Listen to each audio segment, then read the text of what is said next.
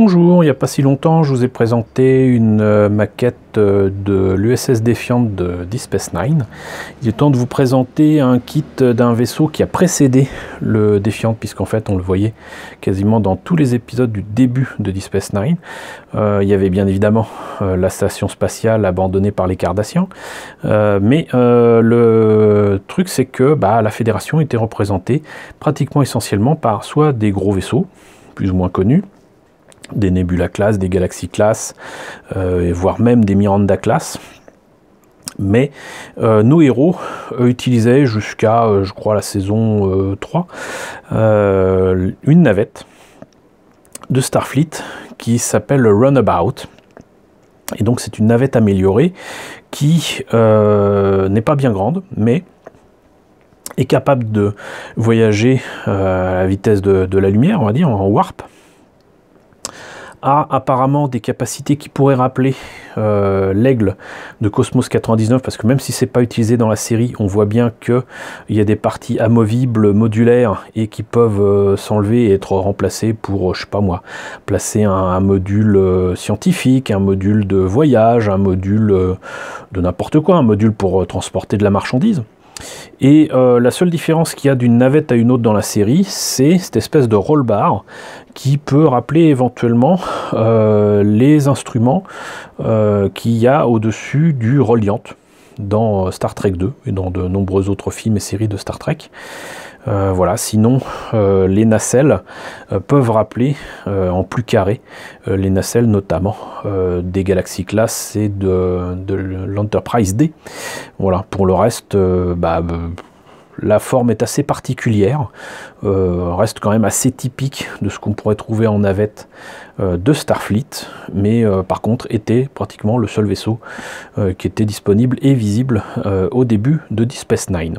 C'est une maquette d'AMT ERTL. A priori, ils indiquent que la maquette serait au 1,72, ce qui fait plaisir, puisque du coup, la maquette est supposée être à une échelle tout à fait commune qui permettrait éventuellement d'y ajouter des figurines au 1,72. Sauf que aucune figurine au 1,72 n'a été produite et proposée autour de Star Trek, encore moins Deep Space Nine, ni Next Generation, ni Voyager, ni quoi. Donc bon, voilà, un coup d'épée dans l'eau. Ce qui est dommage aussi, c'est que il y a de grands espaces vitrés qui pourraient être complétés à l'intérieur par des détaillages, notamment du poste de commande, éventuellement à l'arrière de tout ce qui concerne justement le module d'habitation, on va dire, mais ce n'est pas le cas. Mais on va voir ça. En tout cas, je rappelle que avec des grosses maquettes comme ça, souvent, les boîtes sont énormes, mais les kits sont petits. Et là, ça n'avait pas fait grande différence avec ce que j'avais déjà constaté. Donc, pour gagner de la place, j'ai ajouter la boîte d'un kit que je vous présenterai, un de ces quatre, qui est l'Enterprise C. Le truc, c'est que cette boîte ne contient pas l'Enterprise C. Dedans, il n'y a que le Runabout. J'imagine que j'avais fait ça pour garder essentiellement la boîte de l'Enterprise C, que j'ai dans deux versions, l'Enterprise C et le Yamaguchi. Le Yamaguchi était l'Enterprise C avec quelques pièces différentes, et le fait qu'il soit entièrement transparent pour faciliter une mise en lumière. Mais on verra ça une autre fois. Là, c'était juste pour vous dire que bon, vous pouvez gagner de la place en mettant deux maquettes en une et jouer aux poupées russes, on va dire. Et sinon, la boîte du Runabout Rio Grande, donc vous voyez, ne présente pas grand-chose à part des dessins du Runabout de côté. Là, exactement la même illustration. Là, strictement rien. Et là, exactement la même illustration. Donc, un peu feignant. Pas d'image des modèles de tournage ou même des modèles informatiques de l'époque. Il me semble que là, on doit être en quoi 1993, voilà, 1993. Donc, bon, voilà. Donc, on va immédiatement regarder ce que ça donne à l'intérieur. Alors, je pensais que c'était sorti des sachets. Il faut dire qu'à un moment, j'avais cumulé les maquettes comme ça. J'en avais eu plein dans des boutiques, j'en avais trouvé sur eBay. Des amis m'en ont passé. Coucou Philippe.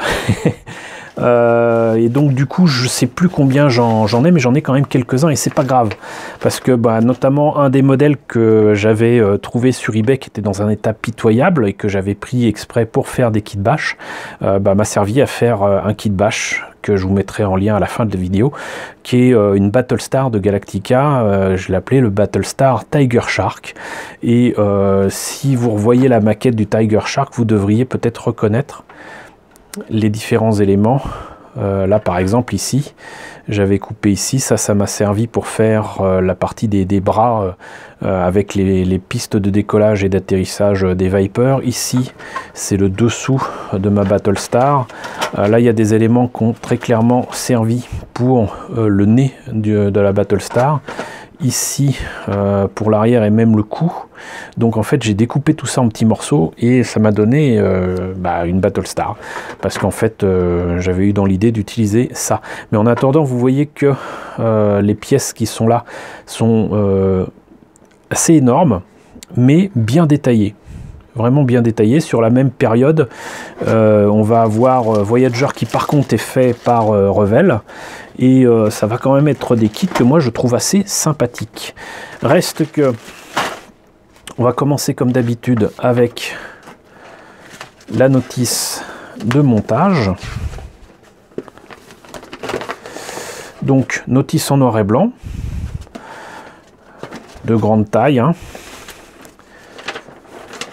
avec des instructions qui semblent claires mais qui sont pas toujours faciles à comprendre. Avec là donc les deux morceaux du Runabout, visiblement c'est très simplifié, avec des pièces j'imagine transparentes, on vérifiera ça tout à l'heure. Ensuite des pièces, des pièces pour faire, on va dire, les bras, les nacelles comme on dit dans l'univers Star Trek, les nacelles qui soutiennent les moteurs warp. Il me semble que j'ai des pièces de remplacement pour ça. Mais c'est comme pour le Defiant, il va falloir que je vérifie, parce que je pense qu'en fait ça c'est un de mes modèles en double ou en triple du Runabout. Là on a donc les moteurs warp avec très clairement, sans mauvais jeu de mots, des pièces transparentes. Ici donc optional, c'est écrit là, Long Range Sensor Cluster Assembly, donc c'est comment dirais-je, un radar si vous voulez, des trucs avec des tas d'instruments pour voir de loin ce qui se passe pas près. Donc ça on peut le mettre, on peut ne pas le mettre, mais c'est là. Ici d'autres détails à rajouter sur le Runabout. Alors quand je disais qu'il y avait des éléments qui font penser à l'aigle avec des éléments modulaires, ça très clairement ça en fait partie. Ici donc porte module radiator, porte module strap. Donc voilà, strap, radiator, machin, tout ça. Ça veut dire qu'en fait, cette partie-là peut rester, mais à mon avis, cette partie-là, en fait, est modulaire et peut s'enlever, pour moi. Mais ça n'a jamais été pensé de la sorte ou présenté de la sorte dans Deep Space Nine. C'est des idées de design qui, à mon avis, n'ont pas été exploitées, comme le Captain Yacht, le yacht du Captain, qui existe sur tous les vaisseaux faits depuis Next Generation, y compris Voyager, qui est utilisé, je crois, dans Insurrection, mais j'en suis pas sûr. Il me semble que c'est le cas, mais voilà, c'est des concepts qui sont pas toujours utilisés dans Star Trek. Et là donc on rassemble tous les morceaux, et après tout ce qu'il y a à faire, c'est a priori de peindre, de suivre les instructions et surtout de placer les décalques.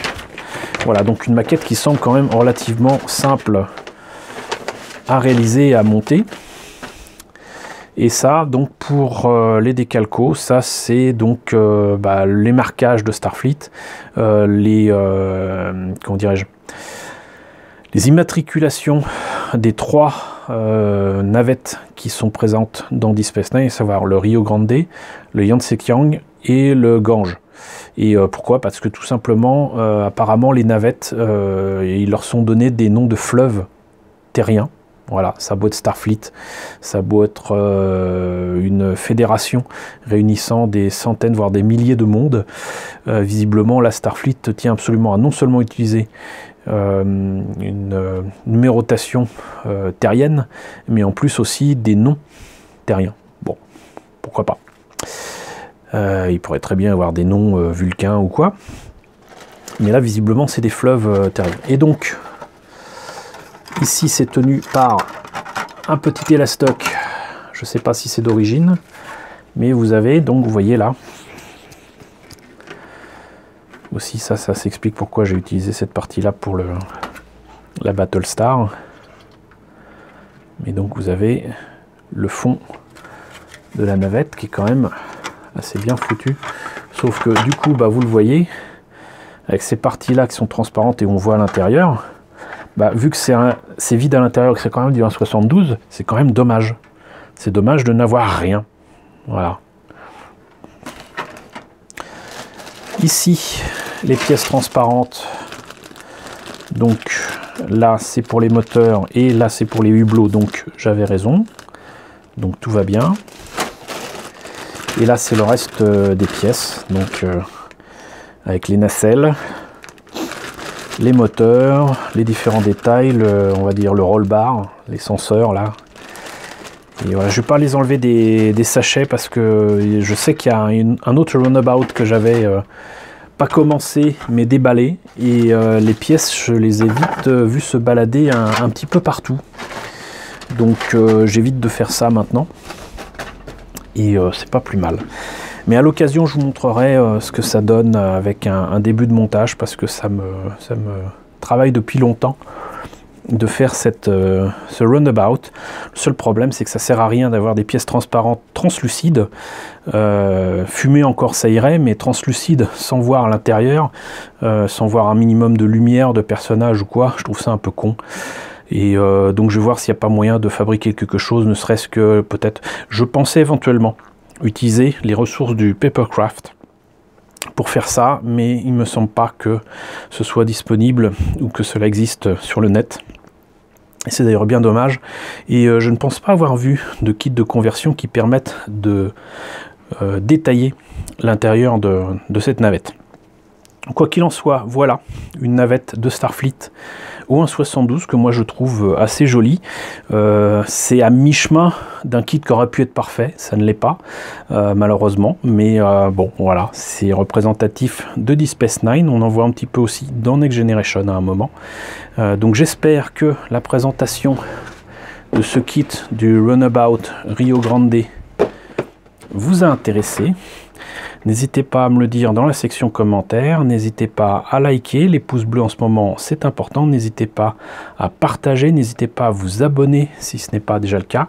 Coucou aux nouveaux abonnés qui nous ont rejoints, j'espère que les sujets sur les différentes maquettes que je vous propose vous intéressent et continueront de vous intéresser. Coucou aux grands anciens qui me suivent depuis maintenant 3 ans. Merci à tous de votre fidélité, merci à tous de votre soutien et je vous dis à très bientôt pour la présentation de nouvelles maquettes Star Trek.